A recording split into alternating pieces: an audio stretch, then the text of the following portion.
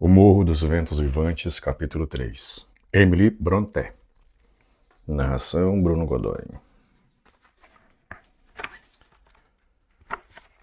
Precedendo-me escada acima, Zilá recomendou que eu escondesse a vela e não fizesse barulho, pois seu patrão tinha uma cisma esquisita com o quarto no qual ela ia me colocar e nunca deixava de bom grado que alguém pernoitasse ali. Eu indaguei o motivo. Respondeu-me que não sabia. Fazia apenas 1 ou 2 anos que estava naquela casa. E aconteciam tantas coisas estranhas que ela já nem se dava mais ao trabalho de ficar curiosa. Por demais estupefato para ficar curioso eu mesmo, tranquei a porta e olhei ao redor, à procura da cama. A mobília inteira se resumia a uma cadeira, um guarda-roupa e um imenso baú de carvalho, com aberturas quadradas junto ao topo, parecidas com janelas de uma carruagem. Aproximando-me da estrutura, olhei para dentro e vi que era uma espécie de divã antiquado, convenientemente concebido para evitar a necessidade de cada membro da família ter seu próprio quarto. Na verdade, formava um pequeno compartimento, e o peitoril da janela, que ele agregava, servia de mesa. Afastei os painéis laterais, entrei com minha vela, fechei-os de novo e me senti a salvo da vigilância de Heathcliff e dos outros. O peitoril, onde coloquei minha vela, tinha alguns livros embolorados, empilhados a um canto, e estava coberto de palavras talhadas na tinta. A escrita, porém, nada mais era do que um nome repetido em todos os tipos de letra, pequenas e grandes. Catherine Earnshaw, aqui e ali alterado para Catherine Heathcliff e depois para Catherine Linton. Tomado pela letargia, apoiei a cabeça no peitoril e continuei a ler Catherine Earnshaw, Heathcliff, Linton, até meus olhos se fecharem. Mas não fazia 5 minutos que eles haviam descansado quando um brilho de letras brancas surgiu na escuridão, vívidas como espectros. O ar estava tomado por Catherines, e erguendo-me para dissipar a imagem do nome inoportuno, percebi que o pavio da minha vela encostava num dos livros antigos, enchendo o lugar com um cheiro de couro queimado. Soprei o pavio e, muito indisposto devido ao frio e à náusea, sentei-me e abri sobre os joelhos o volume queimado. Era uma Bíblia. Uma Bíblia em tipo pequeno e cheirando horrivelmente a mofo. A folha de rosto trazia a inscrição: pertence a Catherine Earnshaw e uma data, de 1/4 de século antes ou coisa assim. Fechei o livro e apanhei outro, e mais outro, até tê-los examinado a todos. A biblioteca de Catherine era seleta, e seu estado dilapidado provava que tinha sido bem usada, embora nem sempre com um propósito legítimo. Poucos eram os capítulos que haviam escapado a um comentário, ou o que pareciam ser comentários. A tinta cobrindo todo o espaço em branco deixado pelo tipógrafo. Alguns eram frases soltas. Outras partes assumiam a forma de diário regular, rabiscado com uma caligrafia infantil. No alto de uma página adicional, um tesouro e tanto, provavelmente ao ser descoberta, diverti-me bastante ao contemplar uma excelente caricatura de meu amigo Joseph. Não passava de um tosco esboço, mas realizado com talento. O interesse imediato pela desconhecida Catherine acendeu-se em mim, e comecei então a decifrar seus desbotados hieróglifos. Que domingo horrível! Começava assim o parágrafo abaixo. Que domingo horrível! Queria que meu pai estivesse aqui. Hindley é um substituto detestável. Sua conduta para com Heathcliff é atroz. H e eu vamos nos rebelar. Demos os primeiros passos hoje à tarde. Choveu sem parar o dia todo. Não pudemos ir à igreja, de modo que Joseph teve de reunir uma congregação no sótão, enquanto Hindley e sua esposa ficaram lá embaixo, confortavelmente instalados diante da lareira, fazendo qualquer coisa menos ler a Bíblia. Posso jurar. Heathcliff, eu e o pobre rapaz do arado fomos obrigados a pegar nossos livros de oração e subir, dispostos numa fileira, sobre um saco de milho, resmungando e tiritando de frio, esperando que Joseph também tiritasse, para que o sermão fosse mais curto. Ah, vã esperança! O serviço durou exatas 3 horas, e ainda assim meu irmão teve a petulância de perguntar quando nos viu descendo. O quê? Já terminaram? Nas tardes de domingo costumávamos ter permissão para brincar, se não fizéssemos muito barulho. Agora, um ruído de nada é suficiente para que nos ponham de castigo. Esquece quem manda aqui, diz o tirano do meu irmão. Acabo com o primeiro que me irritar. Faço questão de compostura e silêncio absolutos. Ah, foi você, menino? Francis, querida, aproveite que está passando e puxe o cabelo dele. Ouvi-o estalar os dedos. Francis puxou-lhe o cabelo com vontade, indo depois a se sentar no colo do marido. E ali ficaram os dois, feito bebezinhos, beijando-se e falando bobagens. Bobagens mesmo, coisas de que deveríamos nos envergonhar. Instalamo-nos o mais confortável possível sob o arco do aparador. Eu acabara de atar nossos aventais, pendurando-os como se fossem uma cortina, quando Joseph entrou, vindo da estrebaria. Ele arrancou fora meu trabalho, deu-me um tapa na orelha e grasnou. O patrão acabou de ser enterrado. O domingo ainda não acabou. E o som do evangelho ainda está nos seus ouvidos e os dois aí, de papo para o ar. Que vergonha! Sentados, agora mesmo, seus malcriados. Tanto livro bom para ler. Sentem aí e pensem nas suas almas.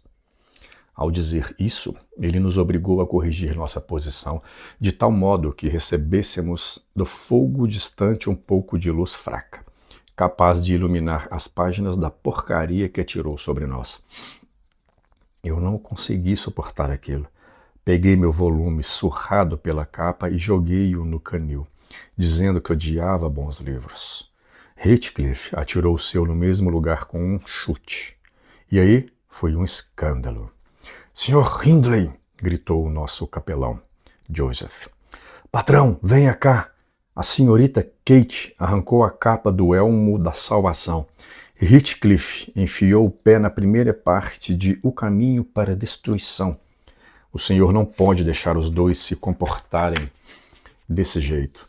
O velho patrão já teria dado uma boa surra neles, mas ele não está mais entre nós. O velho patrão morreu.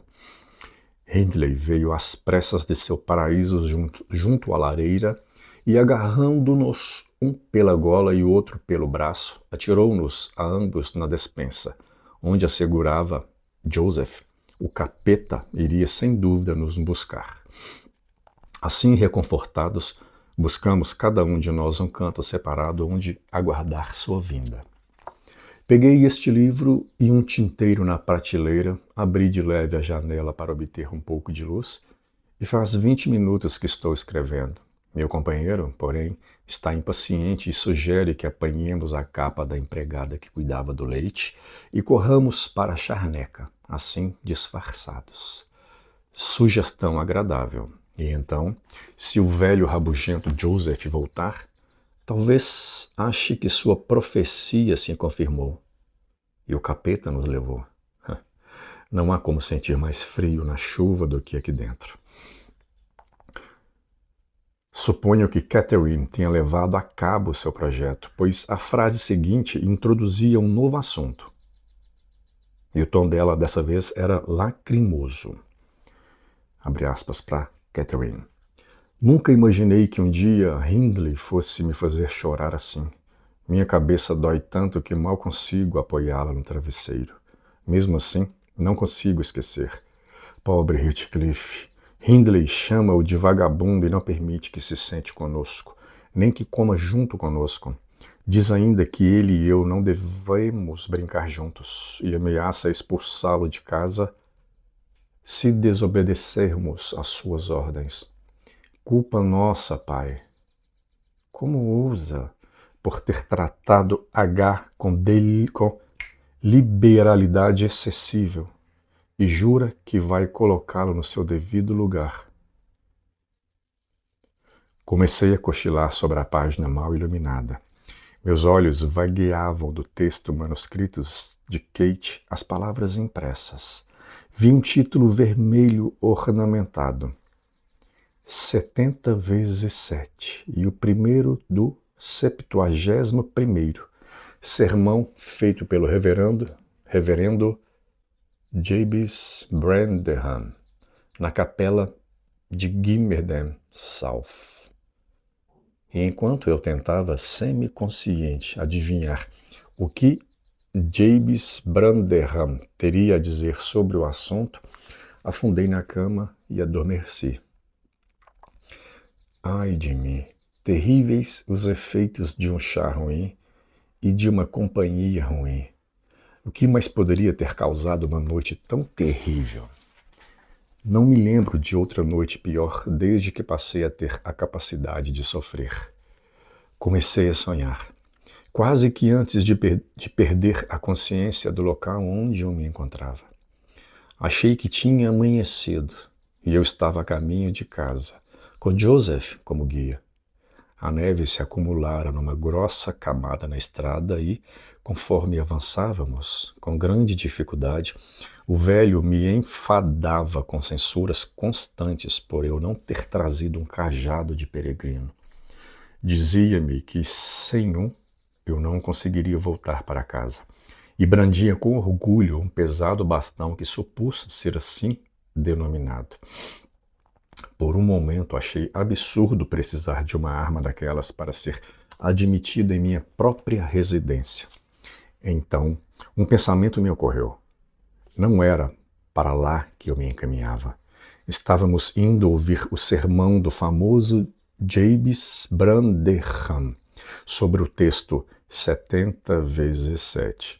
E um de nós, Joseph, o pastor ou eu, cometera o primeiro do 71º, pelo que seria publicamente denunciado e excomungado.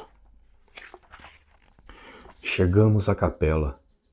Já passei por ela 2 ou 3 vezes, creio, em minhas caminhadas. Fica num vale entre 2 morros, um vale elevado, perto de um pântano, cuja turfa úmida serve para embalsamar, dizem, os poucos cadáveres ali depositados. O telhado vem resistindo até aqui, mas como o pagamento do pastor é de apenas 20 libras por ano e uma casa com 2 cômodos que ameaçam se transformar num só, não há quem esteja disposto a assumir a função de pastor ali, principalmente quando é sabido que o rebanho preferia vê-lo morrer de fome a aumentar-lhe a receita com um único centavo do próprio bolso. No meu sonho, contudo, Jabez tinha uma congregação vasta e atenta e pregava, meu Deus, que sermão, dividido em 490 partes, cada uma do tamanho de um sermão comum feito do púlpito, e cada uma discutindo um pecado diferente. Onde ele encontrara tantos assim, eu não sei. Tinha seu modo particular de interpretar o texto, e parecia necessário que o irmão cometesse pecados diferentes a cada ocasião. Havia-os de todo tipo, transgressões curiosas que eu jamais imaginara até ali. Ah, como eu estava ficando cansado! Como me contorcia e bocejava e cabeceava e despertava em sobressaltos. Eu me beliscava e esfregava os olhos, e me levantava e voltava a me sentar, e dava cotoveladas em Joseph para que ele me informasse se aquilo algum dia teria fim. Estava condenado a ouvir tudo. Finalmente, ele chegou ao primeiro do 71º. Nesse ponto crítico, uma súbita inspiração desceu sobre mim. Levantei-me e denunciei James Branderham como culpado daquele pecado que cristão algum precisa perdoar. Senhor, exclamei, sentado aqui entre estas quatro paredes, suportei e perdoei as 490 partes do seu sermão. 70 vezes, 7 vezes peguei meu chapéu e estive a ponto de ir embora. 70 vezes, 7 vezes o Senhor me obrigou a retornar ao meu assento. 491 partes já são demais. Companheiros de martírio, ao ataque! Vamos arrastá-lo para fora do púlpito e reduzi-lo a um punhado de átomos, para que ele suma para sempre. És tu o homem, clamou Jabes, após pausa solene, debruçando-se no púlpito. 70 vezes, 7 vezes contorceste teu rosto. 70 vezes, 7 vezes consultei minha alma. Eis a fraqueza humana. É preciso absolvê-la também. Chegamos ao primeiro do 71º. Irmãos, executai a sentença a ele prescrita. Honrai todos aos santos do Senhor. Ante essas palavras, a congregação inteira, brandindo seus bastões de peregrino, cercou-me rapidamente, e eu, não possuindo uma arma com que me defender, comecei a lutar com Joseph, meu agressor mais próximo e feroz, para me apoderar da sua arma. Na confluência da multidão, vários bastões se entrechocaram, golpes destinados a mim caíram sobre outras cabeças. Em pouco tempo, a capela ressoava com pancadas de ataque e defesa. Cada um se voltava contra o vizinho. E Branderham, já não querendo ficar parado, despejava seu zelo numa chuva de batidas fortes nas tábuas do púlpito, que respondiam tão prontamente a ponto de, para meu indizível alívio, acabar me acordando.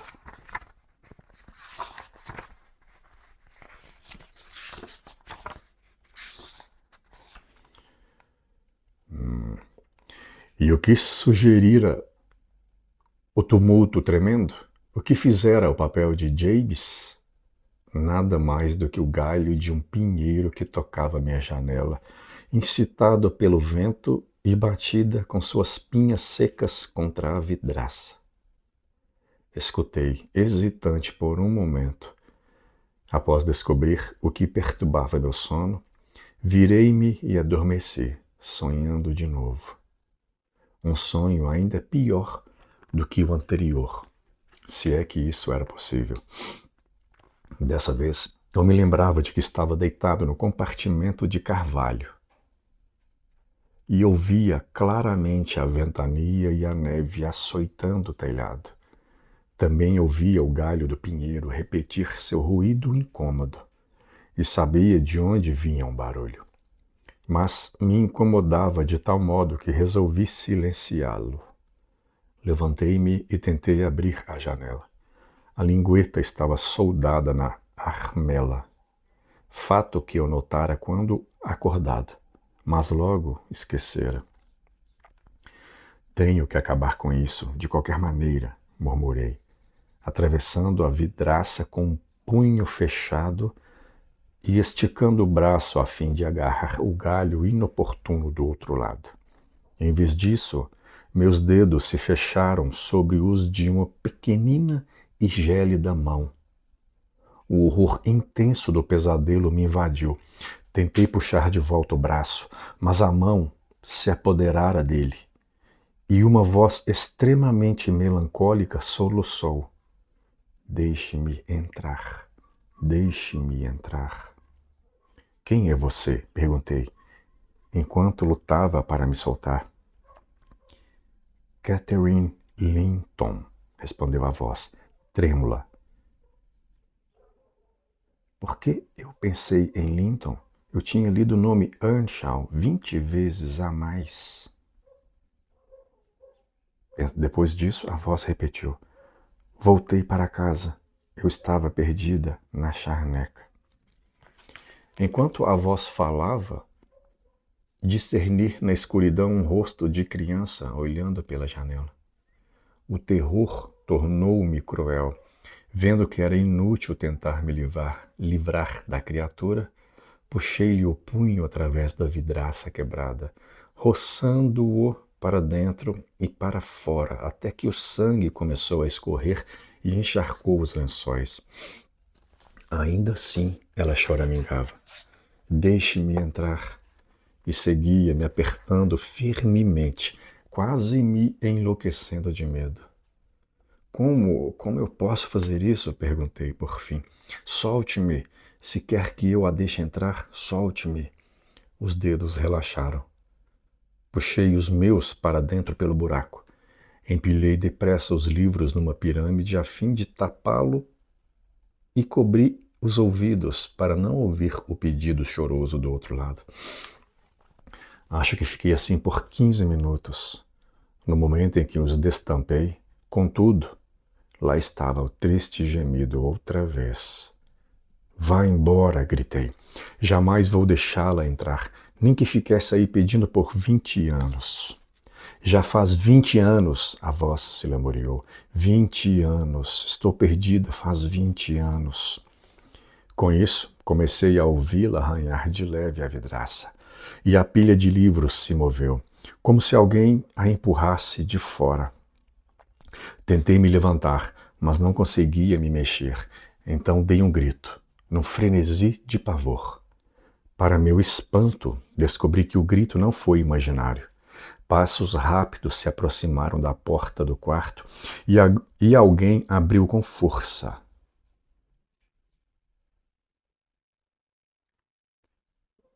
Uma luz brilhou nos quadrados no alto do compartimento. Sentei-me, trêmulo. Enxuguei o suor da testa. O intruso pareceu hesitar e murmurou qualquer coisa para si mesmo. Por fim, perguntou quase que num sussurro e obviamente sem esperar ouvir uma resposta. Tem alguém aí? Achei melhor confessar minha presença, pois eu reconheci a voz de Heathcliff e temi que ele continuasse a busca, se ficasse quieto. Com essa intenção, abri os painéis da porta. Tão cedo não hei de esquecer o efeito que minha ação produziu. Heathcliff estava parado junto à entrada, de camisa e calça, uma vela escorrendo em seus dedos e o rosto tão branco quanto a parede atrás dele. O primeiro estalido do carvalho sobressaltou-o como se fosse um choque elétrico. A vela soltou de sua mão e foi parar a alguns metros de distância. Sua agitação era tal que ele mal conseguiu apanhá-la de volta. Sou eu, Heathcliff, o seu hóspede, senhor, exclamei, querendo poupar-lhe a humilhação de expor ainda mais sua covardia. Eu tive a infelicidade de gritar enquanto dormia, devido a um terrível pesadelo.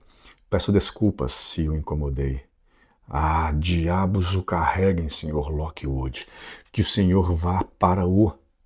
Começou a dizer meu senhorio, colocando a vela sobre uma cadeira, porque não conseguia segurá-la com firmeza. E quem foi que o trouxe até este quarto? Continuou ele, enterrando as unhas na palma das mãos e rangendo os dentes para controlar o tremor do queixo. Quem foi? Penso seriamente em expulsá-lo de casa agora mesmo. Quem fez isso? Foi sua criada Zilá, respondi, pulando da cama e vestindo-me depressa. E eu não haveria de me incomodar se fizesse isso, Sr. Heathcliff. Ela bem o merece. Suponho que queria ter à minha custa mais uma prova de que este lugar é mal assombrado. Pois bem, é mesmo. Está infestado de fantasmas e goblins. O senhor tem todos os motivos para deixá-lo trancado, eu lhe garanto. Ninguém há de lhe agradecer pela oportunidade de dormir neste antro. O que quer dizer com isso? Perguntou Heathcliff. E o que está fazendo? Deite-se e durma o restante da noite, uma vez que já está aqui. Mas pelos céus, não repita aquele grito horrível. Não haveria razão para ele, a menos que alguém o estivesse degolando.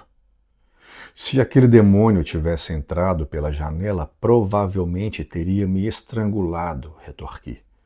Não vou mais tolerar as perseguições de seus hospitaleiros ancestrais. Não era o reverendo Jabes Branderham, parente seu, pelo lado materno? E esse diabo de Catherine Linton, ou Catherine Earnshaw, ou fosse qual fosse o nome dela, deve ter sido trocada no berço. Que alminha perversa! Disse-me que andava penando pela terra fazia 20 anos, punição justa por suas transgressões morais, não tenho dúvidas disso. Mal pronunciei essas palavras, lembrei-me da associação dos nomes de Heathcliff e Catherine no livro, detalhe que me escapara por completo da memória até ser assim despertado. Corei diante de minha falta de consideração, sem demonstrar, porém, maior consciência da ofensa. Apressei-me em acrescentar: a verdade, senhor, é que passei a primeira parte da noite. Detive-me outra vez. Estava prestes a dizer que passei a noite folheando aqueles livros antigos, o que teria revelado meu conhecimento de seu conteúdo manuscrito, bem como do material impresso. Corrigindo-me, então, prossegui. Passei a primeira parte da noite a repetir o nome escavado no peitoril da janela. Uma ocupação monótona, calculada para me fazer dormir. Como contar carneirinhos ou... Quais são as suas intenções ao falar comigo dessa maneira? Rugiu Heathcliff com arrebatada veemência. Como ousa na minha própria casa? Meu Deus, só pode ser louco para falar assim. E bateu na própria testa, furioso. Eu não sabia se me ofendia com as palavras ou se prosseguia com minha explicação, mas ele parecia tão terrivelmente perturbado que me apiedei e continuei-lhe contando meus sonhos, afirmando que jamais ouvira o nome Catherine Linton até então. Mas o fato de tê-lo lido tantas vezes produzira uma impressão que se personificara quando minha imaginação já não estava mais sob controle. À medida que eu falava, Heathcliff foi se deixando cair na cama até se sentar e ficar quase escondido atrás dela. Adivinhei, contudo, por sua respiração irregular e entrecortada, que lutava para vencer um acesso de violenta emoção. Não querendo revelar-lhe que notara o conflito, continuei com minha toalete, fazendo razoável barulho. Consultei meu relógio e comentei o quanto a noite custava a passar. Ainda não são 3 horas. Poderia jurar que eram 6. O tempo parece estagnar aqui. Devemos ter ido dormir às 8. Sempre às 9 no inverno, e nos levantamos às 4. Comentou meu anfitrião, suprimindo um gemido e, a julgar pelo movimento da sombra de seu braço, enxugando uma lágrima dos olhos. Senhor Lockwood, pode ir para o meu quarto. Só faria atrapalhar, descendo assim tão cedo. E seu grito infantil mandou meu sono para o inferno. O meu também, repliquei. Vou caminhar no pátio até o dia raiar. E então eu vou embora. E não precisa recear que eu volte. Já estou curado do vício de procurar prazer na companhia de outras pessoas, no campo ou na cidade. Um homem sensato deve se contentar com sua própria companhia. Ótima companhia, murmurou Heathcliff. Pegue a vela e vá para onde quiser. Vou me juntar ao senhor daqui a pouco. Mas não vá para o pátio. Os cachorros estão soltos. E a sala... Juno, a cadela, está de guarda lá. E não, o senhor só vai poder andar pelas escadas e pelos corredores. Mas vá logo, vou daqui a 2 minutos. Obedeci, ansioso para sair daquele quarto, ignorando, porém, aonde levavam os estreitos corredores. Fiquei parado e testemunhei involuntariamente uma demonstração de superstição por parte de meu senhorio, que, estranhamente, contradizia sua aparente sensatez. Ele subiu na cama e abriu a gelósia, irrompendo ao fazê-lo, num incontrolável acesso de choro.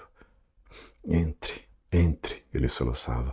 Kate, entre. Ah, por favor, uma vez mais. Ah, minha adorada, ouça-me desta vez. Catherine, por fim. O espectro mostrou um capricho digno dos espectros. Não deu sinais de existência. A neve e o vento, porém, entraram rodopiando freneticamente, chegando até onde eu estava e apagando a vela. Havia tanta angústia na torrente de dor que acompanhava aquele delírio que a compaixão me fez esquecer sua loucura e me afastei, um pouco zangado comigo mesmo por ter escutado tudo aquilo, e envergonhado por ter relatado meu ridículo pesadelo, já que causara tanta agonia, embora o porquê estivesse além da minha compreensão. Desci cautelosamente e me vi no fundo da cozinha, onde um resquício de fogo no monte compacto permitiu-me acender de novo a vela. Nada se mexia, exceto um gato malhado que saiu do meio das cinzas e me saudou com um miado lamuriento. 2 bancos de formato arredondado cercavam quase que por completo a lareira. Estendi-me sobre um deles, e o gato mal encarado subiu no outro. Estávamos ambos cochilando quando alguém invadiu nosso retiro. Era Joseph, descendo por uma escada de madeira que desaparecia através de uma abertura no teto. A entrada para o sótão, suponho. Joseph lançou um olhar sinistro para a chama que eu reavivara. Espantou o gato do seu lugar e foi ocupá-lo ele próprio, iniciando então a operação de encher de fumo um cachimbo. Minha presença em seu santuário era, obviamente, considerada por demais impertinente para merecer qualquer comentário. Ele levou o cachimbo silenciosamente aos lábios, cruzou os braços e se pôs a fumar. Deixei-o desfrutar de seu prazer sem incomodá-lo. Depois de expelir a última baforada e dar um suspiro profundo, Joseph se levantou e saiu tão solenemente quanto entrara. Ouvi em seguida passos mais elásticos e abri a boca para dar bom dia. Mas fechei-a de novo, sem pronunciar o cumprimento, pois Harrington Earnshaw dizia suas orações em voz baixa, numa série de pragas dirigidas a cada objeto que tocava, enquanto procurava num canto uma pá para remover a neve. Olhou por cima do encosto do banco, dilatando as narinas, e fez tanta questão de trocar cortesias comigo quanto com meu companheiro, o gato. Imaginei, por seus preparativos, que já me era permitido sair, e, deixando meu sofá duro, fiz um gesto no sentido de segui-lo. Ele notou e apontou para uma porta interna com o cabo da pá, indicando com um som inarticulado que era por ali que eu deveria sair, se fosse deixar a cozinha.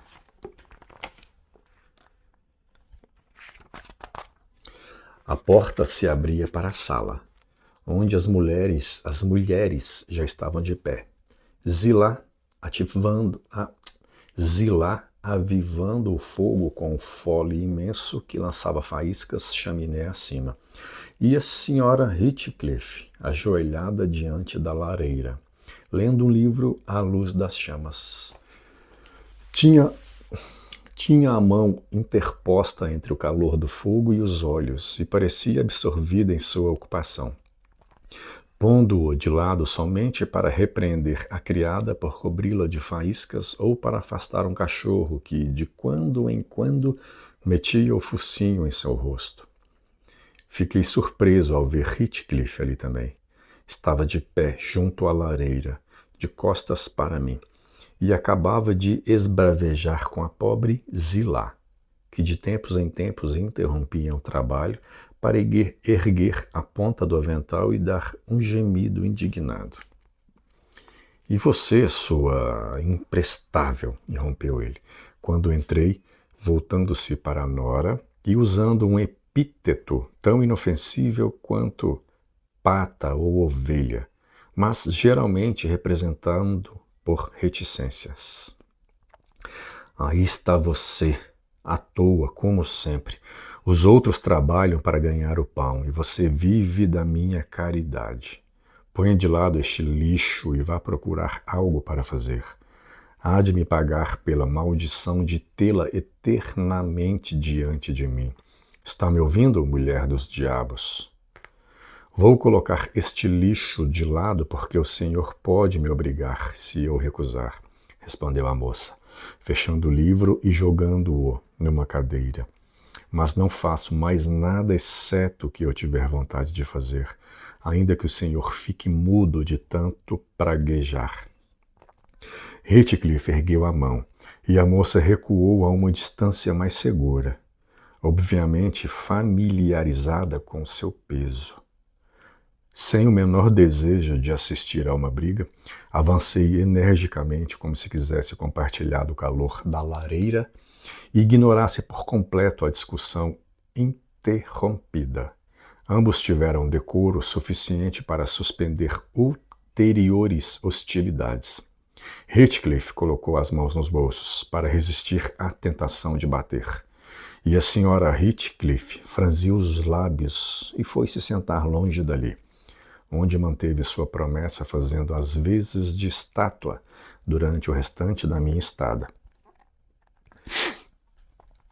que não se alongou muito mais.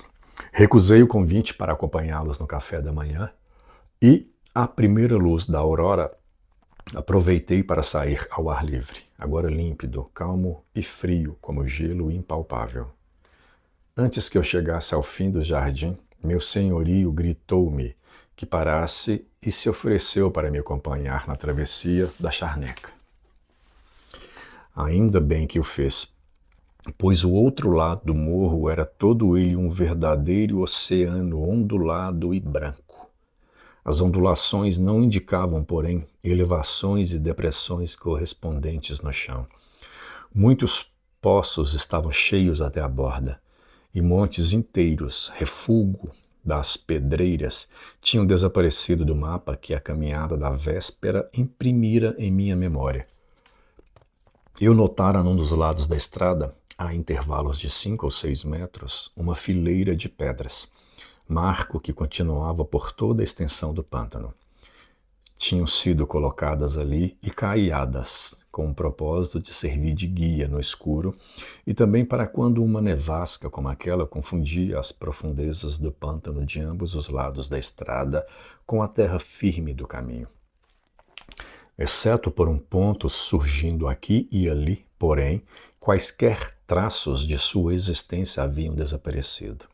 E meu companheiro a toda hora via-se obrigado a me dizer para virar à direita ou à esquerda, quando eu imaginava que seguia corretamente as curvas da estrada. Conversamos pouco, e ele parou na entrada da Granja dos Tordos, dizendo que dali por diante eu não teria como errar. Nossa despedida se limitou a um breve meneio de cabeça, e então pus-me a caminho, confiando em minhas próprias habilidades, pois a guarita ainda se encontrava desocupada. A distância do portão da granja é de 3 quilômetros. Acho que consegui transformá-los em 6, perdendo-me entre as árvores e afundando até o pescoço na neve. Algo que só quem experimentou pode saber o que é. De todo modo, por maiores que fossem meus desvios, o relógio batia 12 horas quando entrei em casa. Isso dava pouco mais de meia hora por quilômetro do caminho habitual até o Morro dos Ventos Uivantes. Minha criada e seus satélites correram para me dar boas-vindas, exclamando num tumulto que já tinham me dado por perdido. Todos presumiam que eu perecera naquela noite e se perguntavam como fariam para procurar pelo meu corpo. Pedi que se acalmassem, agora que me viam de volta, e, entorpecido, arrastei-me escada acima. Depois de vestir roupas secas e andar de um lado para o outro por 40 minutos a fim de restaurar o calor ao corpo, dirigi-me ao meu escritório, fraco feito um gatinho. Na verdade, quase que me faltavam forças até mesmo para desfrutar do fogo reconfortante e do café fumegante que a criada preparara para me reanimar. Fim do capítulo 3. Encerramos agora a página 60. Aí, cadê o negócio? Peraí. Esse capítulo, deixa eu ver quantos minutos. Caramba, 41 minutos de leitura. Esse capítulo foi tenso, hein? É um capítulo muito tenso e muito bom para a gente comentar. Tem muitas notas de rodapé aqui. Olha só. Porque o que tem de interessante aqui nesse capítulo? Aqui a gente viu, até então, o que a gente tinha? Lembrando, vamos fazer comentários agora, tá? Se você já quiser ir para o próximo capítulo, seguindo a história, pule para o capítulo 4. Senão a gente vai comentar aqui e pode rolar alguns spoilers. Capítulo 1. Chega o Lockwood da cidade, né? O misantropo. Misantropo é aquele cara que não gosta de multidão, não gosta de pessoas, né? Quer ir para o campo para ficar livre das pessoas. Sai de Londres e vem para o campo. Só que aí chega no campo, o cara é um fofoqueiro. Se o cara é misantropo, queria paz, ele vem e começa a fofocar na casa do vizinho, que é do Heathcliff. Aí ele vai uma vez, volta, vai na segunda vez dá esse problema da neve, ele fica preso, não tem como sair. Aí ele fala, cara, vou ter que dormir aqui. Aí a Zilá, que é a matrona lá, né, uma criada, fala assim, vem cá, meu filho, dorme nesse quarto aqui. E era um quarto escondido dentro da casa. A casa é uma casa grande, né, essas casas antigonas, cheio de quartos, cheio de recessos escuros, corredores negros, assim, então muita coisa. Grande parte do livro se passa ali na sala-cozinha, né, que é ali embaixo, tipo a sala de estar, assim, só que a casa é grandona. E aí a mulher fala assim, vem cá, vem para esse corredor aqui, ó, tem um quartinho aqui, entra aqui. Aí ela entra nesse quarto, lá dentro tem uma espécie de cama-armário, que é tipo imagina uma carruagem, aquelas carruagens antigas, toda fechadinha assim, né, uma caixa de sapato com uma janelinha, com um peitoril, onde eles usam de mesa também, né, o peitorilzinho assim que ele avança para fora e para dentro, que fica parecendo uma bancadinha, que você pode usar para ler, alguma coisinha assim. Uma portinha e lá dentro a cama. Então fica aquele ambiente fechado, tipo um sótão mesmo.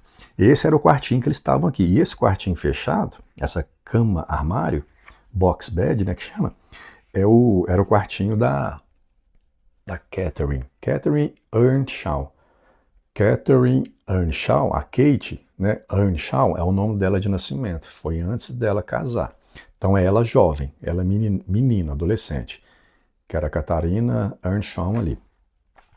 Beleza, e aí a gente começa a perceber que tem uma certa opressão religiosa aqui, em nome ali do Joseph, né, que é o... O que ela chamou aqui? O Joseph é o meu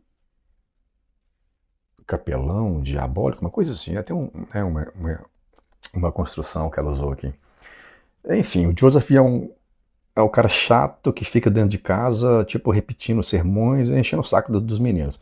Tipo assim, tudo que você faz é pecado, tudo que você faz é errado, não pode fazer nada, nem aquela munha toda. E isso é a educação, né, entre aspas, que esse Joseph imputou às crianças aqui. E aí os meninos certamente odiavam ele, né? Falavam, nossa, que cara chato, não pode fazer nada, a gente não pode brincar, tem que ficar sentado, ajoelhado no milho, lendo sermão, você viu o que falou aqui, 3 horas lendo sermão, lendo evangelhos, decorando passagens bíblicas. Isso, aquela, né, essa educação religiosa bem rígida. E aí o fofoqueiro Lockwood chega nesse quartinho, vê uma pilha de livros e começa a fofocar, começa a mexer nos livros. Ele pega um por um. Ele pega o primeiro, a Bíblia, depois o Diário da Catarina, Earnshaw, Kate Linton, Kate Heathcliff. Começa a ver o nome dela gravado assim na madeira, né, nesse quartinho que eu falei, que é tipo uma carruagem. Pensa a gente na escola. Quando a gente era na escola, a gente não tinha um estilete e ficava arranhando a mesa. Todo mundo fez isso. Arranhando a carteira, a gente ficava escrevendo o nome, fazia coraçãozinho, né? Fazia a menina que você gosta, você fazia ali tudo com estiletezinho ali. Literalmente escavando como é que chama? A mesa ali, né? A cadeirinha que a gente estudava, a mesa. E aqui a Kate fazia isso, era criança, então ela ficava lá escrevendo o nome dela. Kate, Catherine. Tanto que ele fala que coloca o Wood, viu aquele nome, todo o nome gravado na parede, na madeira, né, e ficou lendo assim, né, tipo passando o dedo assim, né, em baixo relevo, né, olha, Catherine Earnshaw, Kate Linton, Kate Heathcliff. Então ele foi, tipo, de certa forma, absorvendo aquilo ali. E aí ele pega os livros, né, do tal do pastor lá, que é o primeiro livro que ele pega ali, que é o, cadê? Que é aqui, ó. Quando ele pegou aqui o livro do Elmo da Salvação, O Caminho para a Destruição. Esse é o primeiro livro que o Lockwood acha ali. Então esses livros é o livro que as crianças estudavam, né? Então o Joseph forçava a Kate e o Heathcliff a ficar lendo essas coisas. Aí tá falando aqui, beleza, que é o Elmo da Salvação. A nota fala que esse livro não consta na literatura moral e religiosa da época, e foram, ao que tudo indica, inventados pela autora. Então, aqui está falando que esses livros não estavam, esse livro aqui, né, Caminho para a Destruição, não era um livro real na época. A Emily inventou, ela criou um livro aqui, então, ou seja, não deixa de ser uma crítica religiosa à época. Imagina, 1800 e tanto, a mulher vai e coloca um livro, né, uma criança brigando, entre aspas, recusando o ensinamento religioso muito rústico, muito rígido. Então, ou seja, é uma visão dela falando, gente, tá errado, vocês ficam enchendo o saco nosso com religião, não pode ser assim, tem que ser uma coisa mais fluida e tal. Então, ou seja, uma crítica da Emily à religião da época, né? Isso, interpretação minha. Aí tá falando aqui, ecoar uma obra teológica mais antiga, tá. Um cristão, armadura completa. Não, então beleza, então, é só questão aqui disso, né? De uma crítica religiosa. Agora tem várias notas aqui. Nossa, tem várias aqui. Ah, tá, que é o reverendo Jabes Branderham. Então tá falando aqui, né? Aí o Lockwood viu um título vermelho ornamentado, que é aquele livro, 70 vezes 7, o primeiro do 71º. Sermão feito pelo reverendo Jabes Branderham, na capela de Gimmerden Solg. Então tá falando aqui, ó. Quem é esse pastor, esse reverendo? Supõe-se que Jabes Branderham seria inspirado por duas figuras históricas de mesmo nome, contemporâneas de Brontë, ou seja, viveram na mesma época lá da Emily. Jabes Bunting, que era um pregador conhecido e um dos fundadores do metodismo. Tá, deve ser uma espécie de religião, talvez. E Jabes Burns, pregador batista e autor de volumes bastante populares à época da autora. Então, beleza. É tipo assim, se eu estou escrevendo um livro hoje, eu vou colocar um padre, aí eu coloco Padre Fábio de Mello, né? Ou Padre Fabiano de Mello. Aí no futuro os historiadores vão falar, não, é porque o Bruno se inspirou no Fábio de Mello, que era um padre famoso à época, né? Contemporâneo ao Bruno. Viveram na mesma época, tá? Mais ou menos isso. Então, Jabes Branderham é um personagem que a Emily criou para ser um escritor aqui, um padre, um reverendo, em que tinha uma série de educação rígida em questão religiosa, e que o Joseph, o nosso criado aborrecido aqui, usa o ensinamento desse tal Jabes Branderham para oprimir as crianças. Então pronto, é isso. Aí Nota 16, que fala da capela de Dimmerden Solg. Que capela que é essa? É a nota. No sonho de Lockwood, a capela de Gimmerton.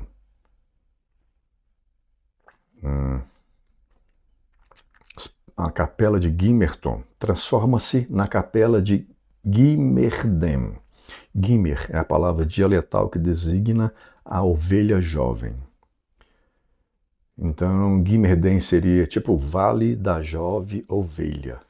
E o Solg, S-O-U-G-H, Solg, por sua vez, pode significar, em uma de suas acepções, lugar pantanoso. Então tá, então isso aqui é só o nome que a Emily criou. Ela criou uma capela Gimmerden Solg para dar um espaço físico para o tal Jabes Branderham. Só uma curiosidade, beleza. Mais uma nota, a nota 17, que é quando ela fala que 70 vezes 7. O primeiro, isso pelo... que seria... Que fala assim, sua alma será excomungada. Então está falando aqui sobre a questão do excomungar. Então, essa tão passagem do pastor Jabes Branderham, aquela do 7 vezes 7, 47, aquela munha toda, trata do perdão e está no Evangelho segundo Mateus. Aí abre aspas. Então Pedro, aproximando-se dele, de Jesus, perguntou: Senhor, até quantas vezes pecará meu irmão contra mim? E eu o perdoarei. Até 7? Aí Jesus responde: Não te digo que até 7, mas até 70 vezes 7, tá? Então isso aqui é só mostrando que ela usou essa questão de 7 vezes 7, 70 vezes 7 vezes, é essa menção ao sermão aqui de Mateus, ou seja, só mais uma curiosidade. O que mostra de novo a grande relação das Brontë, com a religião. Nota 18. A nota 18 está falando... que fala que a capela ficava num vale entre dois morros. Não, dois morros? Dois morros. Perto de um pântano, em cuja turfa úmida serve para embalsamar os cadáveres. Então tá. 18. Então aqui está falando sobre essa questão das turfas e dos cadáveres. Agora uma curiosidade bioquímica. As condições de pH do solo próximo às turfeiras, que é o lugar onde dá turfa, locais com bastante acúmulo de matéria orgânica vegetal, permitem a maior conservação de cadáveres no processo natural de mumificação. Então estou falando aqui que esse tal vale aqui, nesse fundo do vale, onde que tinha muita turfa, as pessoas jogavam cadáver lá para ser o quê? Para ser mumificado. É tipo assim, joga lá no buraco da turfa. Aí ficava lá que é tanto de cadáver, Coisas da época aqui, talvez. Aí nota 19. Nota 19. As condições de vida dos clérigos na Inglaterra do século 18 e 19 podiam ser materialmente bastante severas, mas por meio de Lockwood, Emily Brontë tece comentários sobre uma realidade mais difícil do que a conhecida de sua família, também sustentada por um clérigo. Porque o pai dela era clérigo, isso mesmo, que era o Patrick Brontë, o pai dela. Ele era clérigo. Aliás, ele era um reverendo, Patrick Brontë, reverendo da paróquia de Haworth. Tinha ganhos anuais de 200 libras, além de viver com a família na casa da igreja. Olha que interessante. Os rendimentos do pastor do sonho de Lockwood são compatíveis com os das irmãs de Emily, Anne e Charlotte, como preceptoras de famílias da região, ou mesmo de Bramwell. Tá falando aqui que elas ganhavam 20 libras anuais, tipo assim, que ela ganhava pouquinho, 20 libras anuais, mas o pai delas ganhava até 200 libras. Eu não sei se isso seria dinheiro na época, mas, pelo visto, era um dinheiro de certa forma confortável. Porque eles viviam, o pai dela era reverendo nessa igreja de Haworth, e as meninas viviam na casa da igreja. Então aqui de novo a gente vê a influência religiosa que teve, né, na vida delas. Deve que elas ficavam o dia inteiro lendo o sermão lá dos evangelhos, com certeza. Tipo o Joseph mesmo, o dia inteiro na cabeça delas, mandando elas a rezarem. Aí o 20. Jabes Branderham como culpado daquele pecado. Tá falando aqui do pecado que cristão algum precisa perdoar. Lockwood pretende denunciar Branderham valendo-se da citação do mesmo livro bíblico. Portanto, eu vos digo, todo pecado e blasfêmia se perdoará aos homens, mas a blasfêmia contra o Espírito não será perdoada aos homens. Tudo curiosidade religiosa. Para mim isso aqui não vai acrescentar nada. Tá falando só coisas religiosas. Não, cara, esse capítulo 3 é só religião, hein? Caramba, 21. Aquela parte que o Jabes fala assim, né? És tu, homem, 70 vezes 7 vezes, contorceste teu rosto. Aí, nota 21. Lockwood alude à passagem, assim como a nuvem se desfaz e passa, assim como aquele que desce à sepultura nunca tornará a subir, nunca mais tornará a sua casa. Caralho, de novo, agora da Bíblia, velho. É coisa de Bíblia. 22, nota 22. De novo, Bíblia, mais um salmo, tá? A parte que fala aqui, honrai todos os santos. Então é mais uma referência a um salmo. Aí, 23, de novo, mais uma nota falando uma referência bíblica. Agora Isaías 19:2, quando fala aqui, ó, em pouco tempo a capela ressoava com pancadas de ataque e defesa, cada um se voltava contra os vizinhos. Aquela hora que no sonho dele todo mundo começou a se dar pancada ali. Então é mais uma referência aqui a uma passagem bíblica. Nossa, agora até que enfim, a 24 parece que é uma nota que vai fazer sentido para nós, olha só. Aqui é aquele momento assim que o Lockwood está sonhando e vê uma mão batendo na janela. Seria a mãozinha da Kate querendo entrar, né? Aí ele vai, quebra o vidro, estica o braço para fora e pega um galho. Aí ele fala, nossa, não era mão não, era só um galho da árvore batendo. Então essa é a nota 24, ó. O caráter cômico do pesadelo de Lockwood se relaciona a um contexto maior de comentários dos Brontë à vida e à doutrina religiosa. Janet Cesare, ver nota 17, então alguma coisa que foi citada lá atrás, observa que a prosa de Charlotte Brontë, que é a irmã da Emily, cultiva uma perspectiva mais dura de organização religiosa, assinalando a hipocrisia do clero. Já Anne, a outra irmã, procura dar resposta a questões de fundo teológico e doutrinatário. É comum relacionar o sermão de Jabes Branderham ao material literário de... Ai, meu Deus do céu, de novo comentário que não... eu achei que seria um comentário bom, mas não é. Só está falando aqui, ó, pelo comentário, a nota 24, é o quê? Que a Charlotte também fazia algumas coisas, alguma menção religiosa. A Anne também, alguma coisa religiosa. E a Emily também. Então, ou seja, as três irmãs, de novo, foram criadas naquele ambiente religioso. Então, isso, de certa forma, entra no livro, entrou no trabalho das meninas. Cada uma com a sua tipo de visão. A Charlotte, uma visão mais crítica. A Anne, uma visão mais doutrinatária, então talvez mais submissa à religião.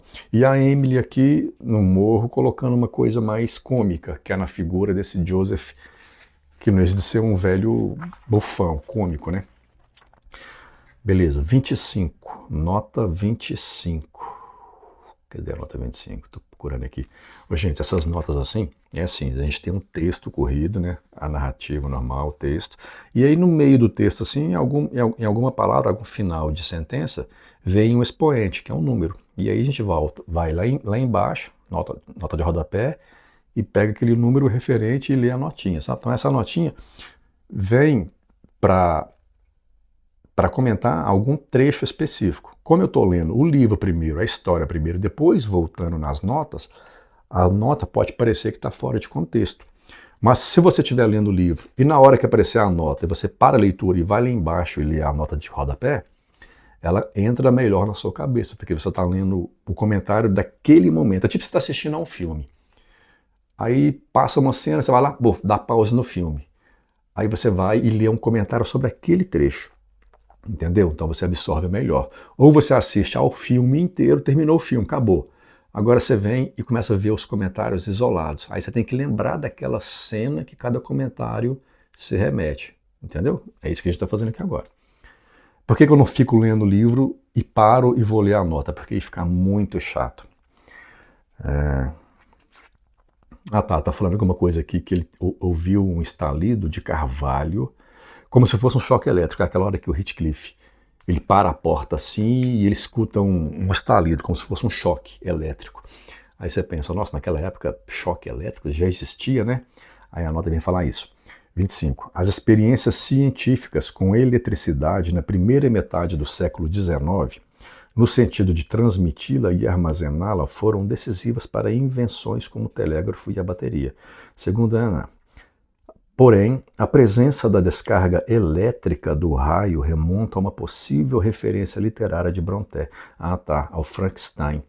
Então está falando aqui, que a questão da eletricidade pode ser que ela tenha começado a vir um pouco depois da vida das meninas, né? Então, ou seja, ela não teria esse conhecimento para falar que é um choque elétrico. Porém, segundo a pesquisadora aqui, essa passagem que a Emily escreve aqui, como se fosse um choque elétrico, pode ser uma referência à descarga elétrica, né, que é o relâmpago, no livro Frankenstein, de 1818, de Mary Shelley. Por quê? O que a gente tem no Frankenstein ali? O cara monta, né, o corpo lá, o cadáver, e aí vem uma descarga elétrica e reanima o corpo, né, entre aspas. Então isso aqui poderia ser uma menção àquilo, né, de onde a Emily tirou o choque elétrico. 26, aquela parte que fala de Goblin. Goblin, que ele fala assim, essa casa sua é mal assombrada, quarto horroroso, está infestado de fantasmas e goblins. Aí a nota 26, goblins. O goblin é uma espécie de demônio de forma grotesca, assemelhadas às do duende. Como figura folclórica, aparece em toda a Europa, sobretudo a anglo-saxã. Então o Goblin é uma figura folclórica lá daquele momento, daquele período, daquela região. É como se fosse hoje no Brasil, tipo, sei lá, a mula sem cabeça. Então o Goblin é deles lá, assim como os duendes. Que mais? Deixa eu pular outras notas aqui. Acho que acabou, graças a Deus. Não, tem mais uma aqui. Aqui fala aqui já está no finalzinho do capítulo, quando o Heathcliff vem com o Lockwood descendo com ele, né? Desce o morro e para na porta ali da granja e fala assim, pronto, agora segue. E diz que mesmo assim parou longe, né? Um pouco antes. É porque a granja dos Tordos, ela é tipo uma mansão lá, a casa no meio, é tipo uma floresta, você tem assim a sede, e depois, ao redor da sede, você tem um parque, umas florestas, uma área de preservação, alguma coisa assim, que aqui chama de Thrush Cross Park, que seria o parque da granja, né? Tipo, ao redor da granja. Então foi onde que Heathcliff deixou o Lockwood. Ele falou assim, tô aqui, na porta do parque. Agora é só você continuar, atravessa esse jardim que você vai chegar na mansão, pronto. É porque isso que mostra como é que o negócio é grande, né? Como é que a propriedade é grande, porque o Lockwood, desse parque até entrar na mansão, ele andou muito. Então mostra que realmente os caras tinham grana, né? Então, Thrush Cross Park corresponde à área verde que cerca a Granja dos Tordos. Pela distância entre o portão da propriedade e a casa principal, que é, né, a mansão, como diz a sede, lá a Granja dos Tordos, tratava-se de um vasto domínio, mais apropriado no contexto inglês, a posse de famílias com título de nobreza, o que não era o caso dos Linton. Sobre as distinções sociais de famílias, Linton e Chão, ver nota. Então aquilo que eu disse, pra você ver, eu falei sem ler a nota, eu já tinha comentado, que isso mostra como é que o cara era rico. É uma propriedade vasta, então o cara tem muita terra, valia muita grana isso aqui. O que nos remete a pensar, não, mas como que Heathcliff tem isso tudo? E se ele é rico, é dono disso tudo, porque o cara mora lá em cima, sozinho, naquela bagunça, naquele lugar tumultuoso, tudo sujo, escuro, com aquele povo estranho, sem criados, né? Todo mundo lá maltratado, e o cara é rico desse jeito. Como é que a gente vai saber isso? A gente vai saber continuando lendo. Esse capítulo 3 também agora é uma coisa minha. Quando eu li pela primeira vez eu achei muito estranho, porque parece que é uma coisa meio gótica, meio sobrenatural, né? Porque o cara tá ali, ele vê um fantasma, ele vê a Kate, a menininha chegando. Ela falando, oh, eu tô perdida, tem 20 anos que eu tô perdida. Então pra você ver, ele já tá sabendo de tudo, ele já sabe que a Kate sumiu 20 anos atrás, que a Kate tinha uma relação com o Heathcliff, ela tinha uma relação com alguém de sobrenome Linton, ela tinha essa relação tumultuosa com Joseph na questão de religiosa, na questão de opressão, e tinha o amor do Heathcliff por ela, tanto que o Heathcliff ficou chorando lá depois, né, quando o Lockwood fala, eu vi um fantasma aqui querendo entrar. Aí o Heathcliff vai e abre a janela e põe a cabeça para fora e fala, vem Kate, vem meu amor, entra. Ou seja, ele tem aquele momento que ele fala assim, nossa, é ela voltou, eu quero encontrá-la. E aí ele abre a janela e fala, vem, vem, vem. Só que o que ele encontra? Só vento e neve, ou seja, não era nada, era só uma ilusão que os caras tiveram ali, um momento de delírio. Só que isso mostra que mesmo 20 anos depois, Heathcliff ainda sonha, morre de amor pela Kate. Tanto que a menção a um espírito, a um possível espírito que está vagando pela charneca, faz com que Heathcliff abra a janela e fale, vem, vem, entra. Né? Então lá no fundo, lá no âmago do cara, ele imagina que a Kate está viva ainda e em algum momento vai voltar. Nossa, eu falei um spoiler, hein? Que eu falei que ela está viva, então quer dizer o quê? Que ela está morta. Mas é isso. Nossa, Morro dos Ventos Vivantes, capítulo 3. Que capítulo longo, gente, 1h06. Até mais, te espero no capítulo 4.